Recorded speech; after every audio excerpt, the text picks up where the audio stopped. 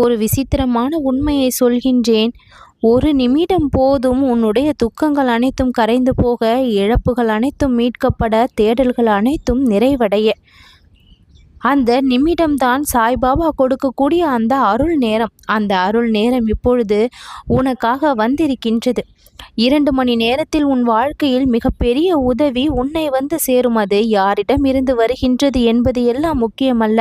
ஆனால் இப்பொழுது சாய்பாபாவினால் அனுப்பப்படுவது என்பது உறுதியாக இருக்கின்றது.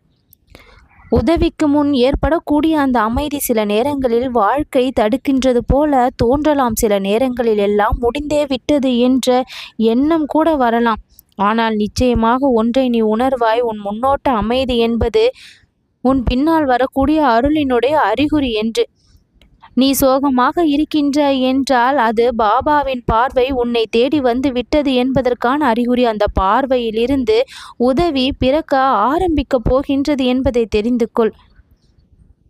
இரவில் சோகமாக படுத்த பொழுது அறியாமல் கண்ணீர் வடிக்கும் பொழுது உன் உயிரை பாபா நான் கவனித்து வருகின்றேன். இருட்டாக இருந்ததாலே ஒளி வரும், வழியாக இருந்ததாலே மாற்றம் வரும்.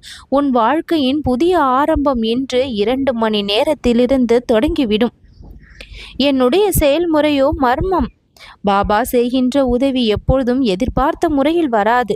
அது எதிர்பார்க்காத மனிதரிடம் இருந்தோ, விடை தெரியாத சூழ்நிலையில் இருந்தோ, அசை தெரியும் அதிர்ச்சியாகவும் வரும். உனக்கு அது புரிந்தவுடன் இது பாபாவின் செயல்தான் என்று நீ உரக்க சொல்வாய் மனதிற்குள். அந்த ஒரு நிமிடம் அமைதியாக அமர்ந்து ஓம் சாய்ராம் என்று 21 முறை சொல்.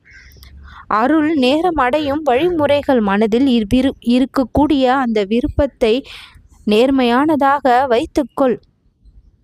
2 மணி நேரத்தில் உதவி வருவதற்கான உன்னுடைய உள்மன சுத்திகரிப்பு மிகவும் முக்கியம். பாபாவிடம் கேட்கின்றாய் என்றால் எளிமையாகவும் நம்பிக்கையுடனும் கவனத்துடனும் கேள். அது உனக்கு கிடைத்து விட்டது என்ற உணர்வுடன் நீ வாழ ஆரம்பி. இந்த 3ம் இருந்தால் அருள் நேரம் தாமதமாகாது, தவறாது.